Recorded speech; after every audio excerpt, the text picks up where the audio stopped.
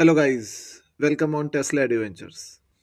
Have you ever wondered that what is resonance? You must have heard this word resonance many times in the course of your journey from 11th to 12th, and I think most of the guys do not know about the real meaning of resonance.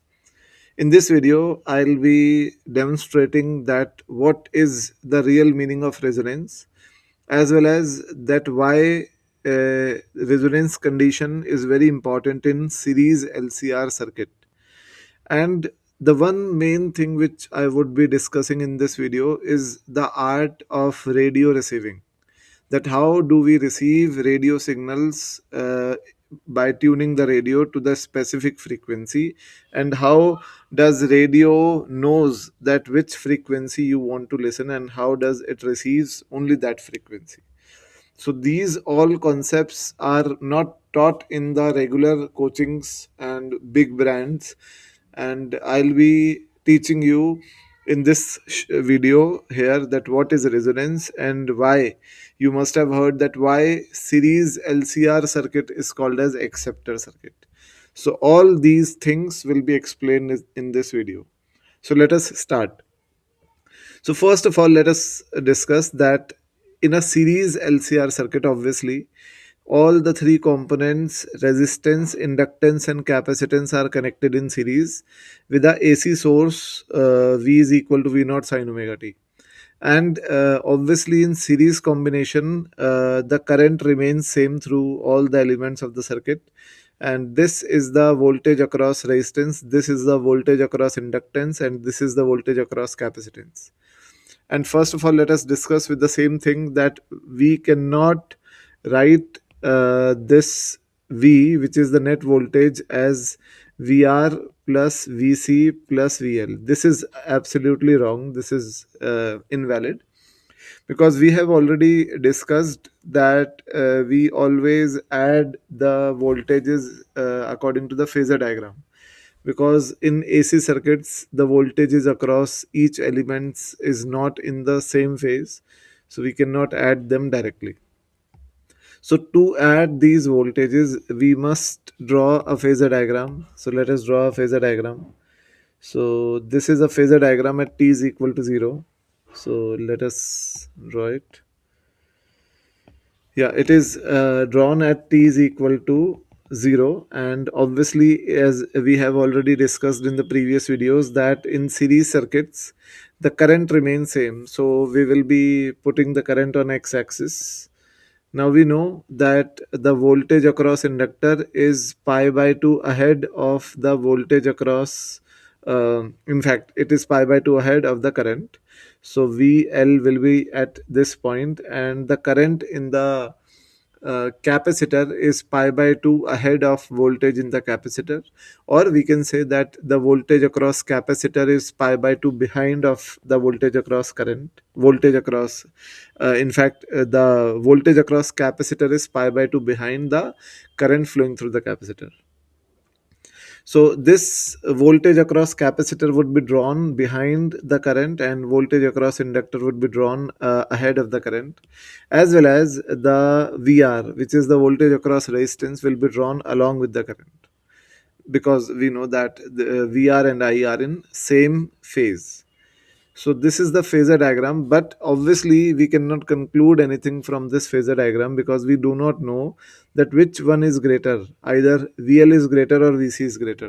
So to conclude this thing, let us write a situation that assuming a high frequency circuit, let us assume a high frequency circuit at high frequency.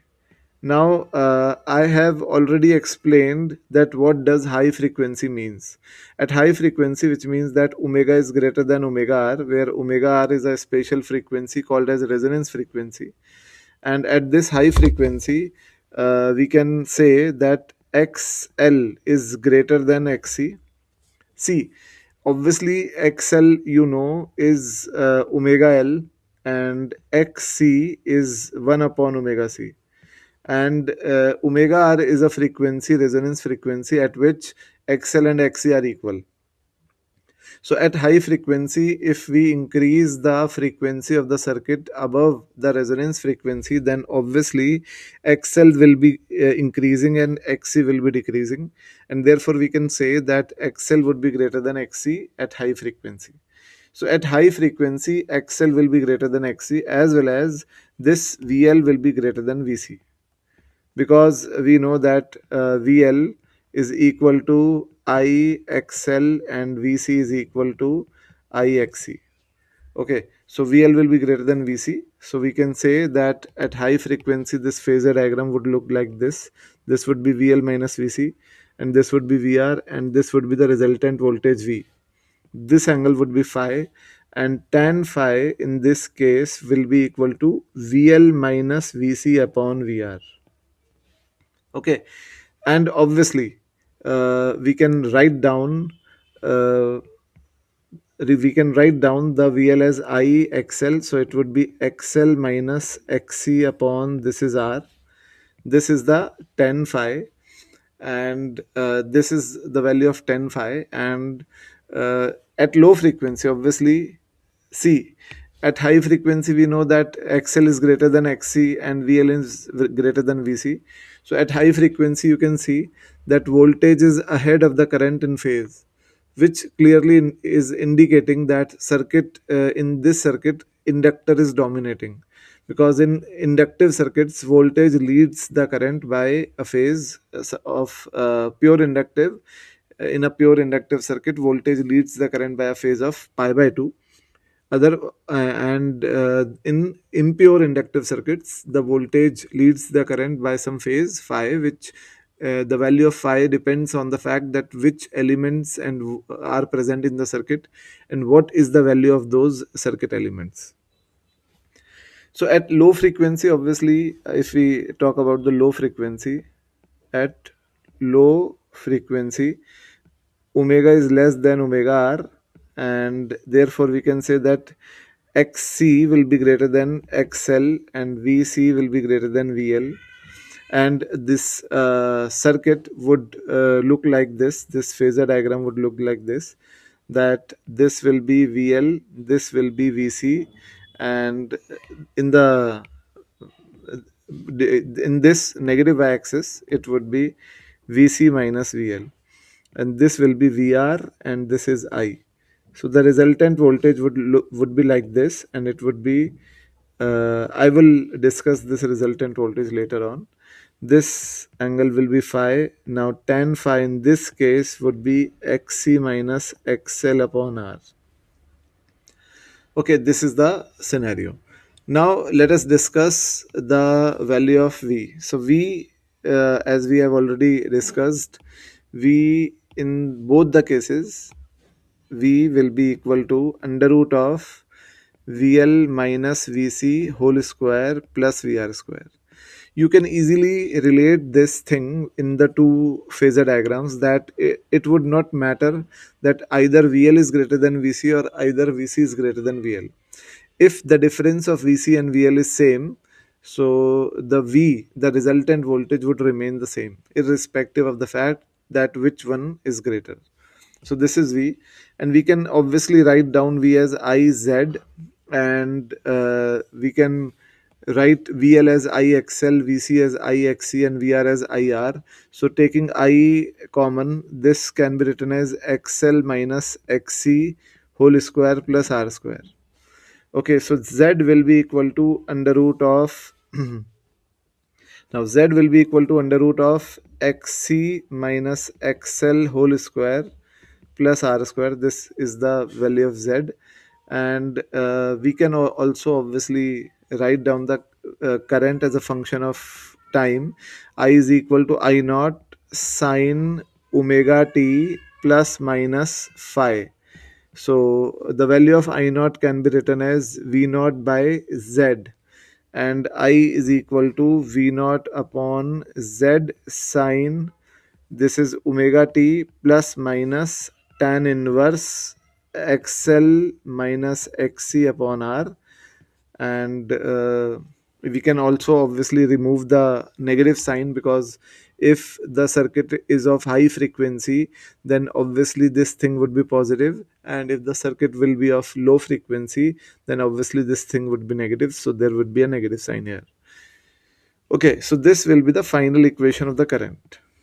So this is the basic analysis of the LCR circuit. Now let us discuss the very important concept of LCR, which is the resonance condition. So let us now come on resonance condition. So you must have heard this term resonance many times in the journey of your JEE preparation or NEET preparation throughout from 11 to class 12th. And resonance is a technical term which is not only related in AC circuits. In fact, it is the concept which is related in each such circuit in which some circuit is oscillating, or some system is oscillating with some frequency. So this is a resonance circuit. And now if we discuss about the resonance, that what is the general meaning of resonance. So let us talk about the general meaning of resonance. So generally, actually, resonance is a condition in which, let us first of all discuss a situation that there is a there is a swing on which there is a child which is swinging on the swing. This is a child sitting on the swing. My drawing is not too great, so please do not take it technically. So this is a child which is sitting on a swing, and this child is oscillating freely, and there is no non-conservative force like friction or any other air friction which is retarding the swing. So child is swinging freely, and the frequency of the child is called as natural frequency of the system, and this system is called in the state of free oscillations. Okay, so this child is performing free oscillations with some natural frequency, and the amplitude, angular amplitude, now angular amplitude is the maximum angle which this swing will make with the mean position. Mean position is the position in which the net force acting on the swing will be zero, so it would be this position, and the angular amplitude will be the maximum angular displacement of the swing from the mean position, like this. So angular amplitude will remain same in each oscillation at any time, because there is no non-conservative force, and due to the non-presence of any non-conservative force, there is no loss of energy in the oscillation of this swing, and therefore we can say that amplitude would not change and it would remain constant throughout the motion of the swing. Now this is called as free oscillation, and the frequency of the system in this case is called as natural frequency of the oscillation. Now when now another child, which is a naughty one, is trying to irritate this swinging child, and to irritate this child, he just pushes. See what happens, that he waits. Let us name it as A and it is B. So A waits so that B comes to rest at the extreme position, and at the same instant when B comes to rest on the extreme position, A pushes the B. So there are two important things, that A is waiting for B to be at rest or to be at extreme position, and at the moment when B is at extreme position, A is pushing this B. So B will go other side with a greater amplitude. Now the amplitude will increase. Now the theta will increase, and obviously B will come to this side at the higher amplitude. Now A shifts backwards and again waits for B to come at rest. So now A is shifted backward and he is now waiting for B to be at rest. So at this position again, when B will be at rest at extreme position, A just pushes this B, and B now goes with more amplitude on the other side, and again similarly it comes to the same side with some more amplitude. Now again A shifts back and now waits for B to stop, and again pushes the B at the same instant when B comes to rest. So in this case, what you are observing is the fact that the time period, or I can say that the A is applying some force, or A is supplying some energy at a particular instant when B is completing one oscillations. B goes to this position and comes back to this position, and this is the complete time period of oscillation of B. And in this time period, A is applying a periodic force on B, or A is supplying some energy at the same period of B. So A is supplying a periodic energy to B at the same frequency, which is the frequency of natural oscillation of B. So due to this fact, B is swinging with continuously increasing amplitude. The amplitude of B is continuously increasing, and the natural frequency of oscillation of B is not changing in this process. So in this process, what is happening is the fact that there is a system which is oscillating freely, that is B, and there is a external energy source that is supplying some energy continuously. Continuously means periodically, to B at each moment when B comes to rest at the extreme position. So A is supplying some energy to B at each moment when B is coming to rest at the extreme position. And due to this periodic energy supply, the amplitude of B is increasing continuously, and the frequency of B is not changing with the time. In this situation is called as resonance situation. So resonance is a technical situation in which there is a oscillating system, and there is an energy source, external energy source, which is supplying continuous, I would say, periodic energy to this oscillating system at the same frequency at which the system is oscillating. And due to this supply of energy, the time period, or the amplitude of the oscillating system is increasing continuously, but its time period is not changing and its frequency is not changing. So we would say that the external energy source and the oscillating system are in resonance with each other. So this is a resonance condition. This is the basic real meaning of resonance. Okay, this is general meaning. I am not referring the resonance in LCR in this case. And now I will be demonstrating that why we are using the term resonance in LCR. Okay, now coming back to the resonance condition in LCR. Now in LCR circuit, when we discuss the resonance condition, so I will tell you that why we are calling this situation as a resonance, but that would be discussed in the later part of this video. But first of all, let us discuss that which situation is called as resonance in LCR.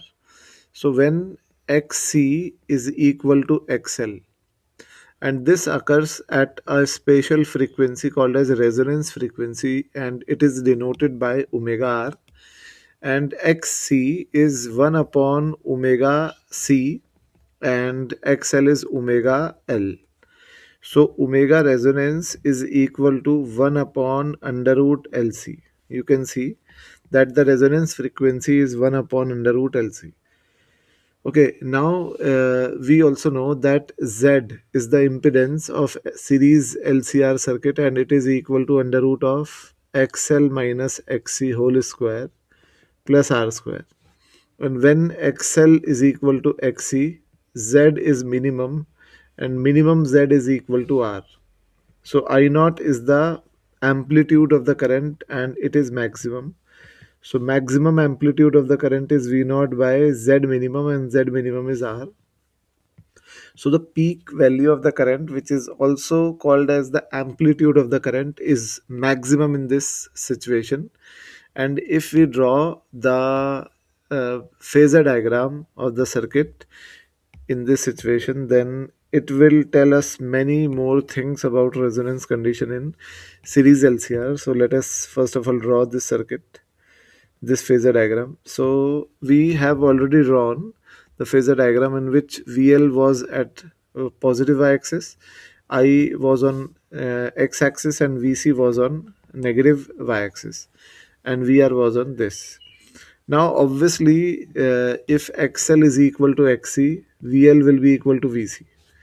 And as VL is equal to VC, the resultant of these two will be 0. They will be cancelled out, and the net voltage will be equal to V.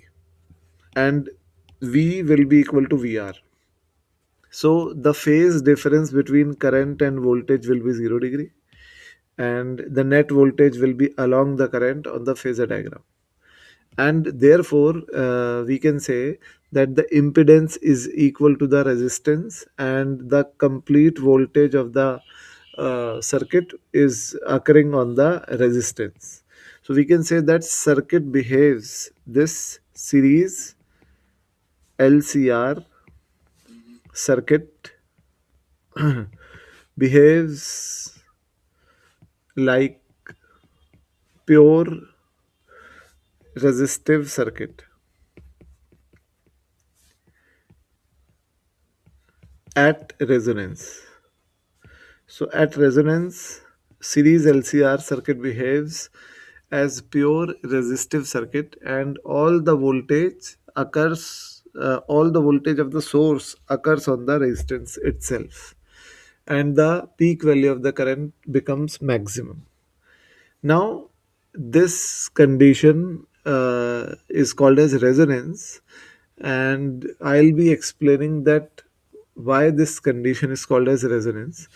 But first of all, let us see a situation in which that this is just an example, that this would be the situation in the question, that this is V3, this is AC voltmeter, this is V2, and this is V1.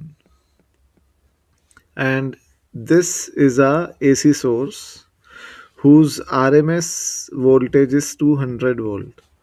Now it might be given in the question that if V1 is equal to V2 is equal to 400 volt, then find V3. So obviously V1 is VL, in fact V1 is VC, V2 is VL, and if VC and VL are equal and they are equal to 400 volts, then this condition is resonance condition.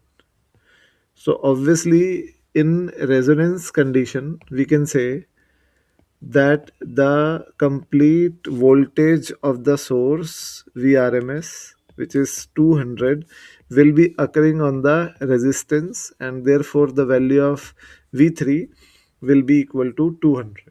And this is obviously a fact that any AC device which is either AC voltmeter or AC emitter always measures the RMS value of the current and voltage. Okay, so this is just an example, and it is very important to note that it is obviously possible that it might be possible that VC or VL is greater than the source voltage, but they are cancelling out due to resonance, and the all the voltage of the source is occurring on this resistance. Okay, this is also a possibility, and they might be low also, they might be less than the source voltage also. So this is the resonance condition. Now let us discuss the resonance graph, which is very important topic. So if we discuss about the resonance curve, I will be telling the meaning of resonance in this series LCR in the last time of this video. So stay tuned on this video. So resonance curve is a curve which is drawn between, this is very important to note that I have seen that most of the students do not know that among which two coordinates resonance curve is drawn. So I'll tell you that this resonance curve is drawn between the voltage and the in fact it is drawn with I naught on the y-axis, where I naught is the amplitude of the current, and omega on the x-axis, where omega is the angular frequency of the source. So this curve is drawn. Now let us step by step analyze the situation. See, when omega is 0, xc will be infinity, xl will be 0, z will be infinity, and I naught will be 0. So this curve will start from origin, because when omega is 0, I naught is also 0. So the curve will start from origin. Now, as in this case, you can see that this is xc, which is infinity, and this is xl, which is 0. The gap between xc and xl is infinite, and as omega is increased, if we increase omega, we can say that xc will decrease and xl will increase, and xl minus xc mod will decrease. The gap between these two will go up and this will come down. So the gap between xc and xl will decrease, and therefore we can easily say that z, which is the impedance, which is under root of xl minus xc mod whole square plus r square, will decrease. So z will decrease, and the current, the amplitude of the current I naught, which is I naught, is also V naught by Z. So Z will decrease, therefore I naught will increase. Z decreases, I naught increases. So this curve will go like this, and there will be a situation when this curve will be at its peak. Okay, so when resonance will occur, when XL will be equal to XC, so XL minus XC will become 0. Z will become minimum, and the minimum Z will be equal to R, and the peak value of the current I naught will be maximum, and it would be V naught by R. This will be the peak value of the current. It would be maximum. So the current will be having a maximum peak value or maximum amplitude at resonance, and the value of maximum amplitude of the current I naught max will be equal to V naught by R, and this will occur at a spatial frequency which is called as resonance frequency. And now if we increase the omega, if omega increases, then obviously xl will keep on increasing and xc will keep on decreasing. Now at resonance, they both were equal. This was xl, this was xc, they both were equal. And now if we are increasing omega further, then their gap is still increasing, and z increases, and therefore I naught decreases. So we can say that the peak value of the current will decrease, and it will not touch the x-axis, because obviously when omega will tend to infinity, when omega tends to infinity, z, in fact xl tends to infinity, xc tends to 0, z tends to infinity, and I naught will tend to 0. So when omega will tend to infinity, I naught will tend to 0. So this curve will not touch x-axis. In fact, it would become parallel to the x-axis. And this in this scenario, in this region, we can say that omega is less than omega r. So it is a low frequency region. In low frequency region, xc is greater than xl, and in the high frequency region, in this high frequency region, XC will be less than XL. Okay, and there will be a point on the y-axis where the peak value of the current I naught will be 1 upon root 2 times of the maximum peak value. So there will be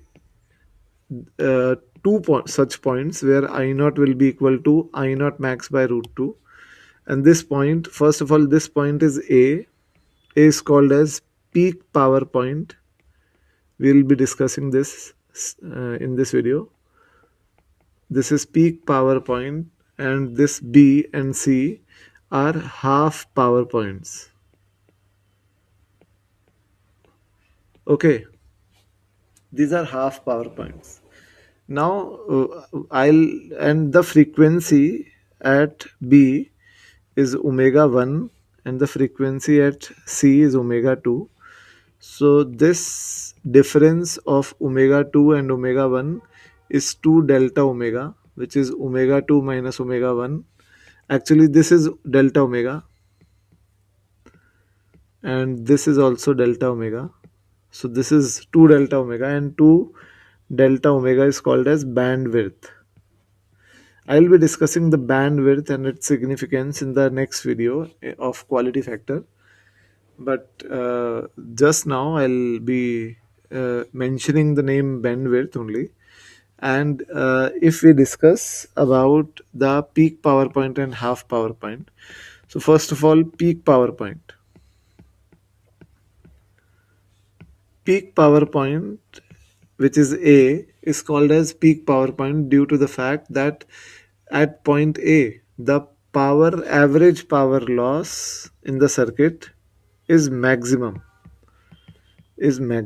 because obviously circuit is behaving like pure resistive circuit at the resonance condition, and we know that in pure resistive circuits the power loss will be maximum because the resistance is the only element which is responsible for the loss of power in the LCR circuit. Okay, so average power loss will be equal to Vrms IRMS cos phi. This is the formula of average power loss, and Vrms is equal to V naught by root 2, and IRMS is equal to V naught Vrms upon Z. Okay. And average power at A will be Vrms, which is V naught by root 2, and IRMS will be equal to Vrms upon Z is R, and cos phi, as we know that cos phi at resonance phi is 0 because circuit is behaving like pure resistive circuit. So cos phi will be 1, and we can say that this will be 1, and Vrms will be V naught by root 2, and the power loss at A will be V naught square by 2R. This is the power loss at A, and this is the maximum power loss. Therefore, A point is called as peak power point. है ना? Okay, and at B and C, which are also called as half power points. Half power points. So at B and C, we have already mentioned that at B and C, I naught, which is the amplitude of the current, is equal to I naught max by root 2, and I naught is V naught by Z, and I naught max is V naught by R. Okay, and we can say that Z is equal to root 2R. At point B or C, Z is equal to root 2R, and cos phi, which is R upon Z, is obviously 1 by root 2. So phi is equal to plus minus 45 degree. Now at point B, you can see that at point B, I'll be showing in the graph, At point B, this is the B point, the capacitor is ahead, or capacitor is dominating the circuit, and current is ahead of voltage by a phase of 45 degree. So at point B, at B, uh, current leads current leads the voltage by 45 degree, and at point C, voltage leads the current by 45 degree. Okay, and power factor is 1 by root 2 at point B or C. Now at point B or C, again we are talking about B and C, average power loss, which is PB or PC, is VRMS, IRMS, and cos phi. So VRMS will be equal to V naught by root 2, IRMS will be equal to VRMS by Z, and cos phi will be 1 by root 2. I have already mentioned it. So V naught by root 2 and VRMS is uh, V naught by root 2 again, and Z is root 2R. As we have already discussed this fact that at point B or C, Z is root 2R. I have already written it somewhere.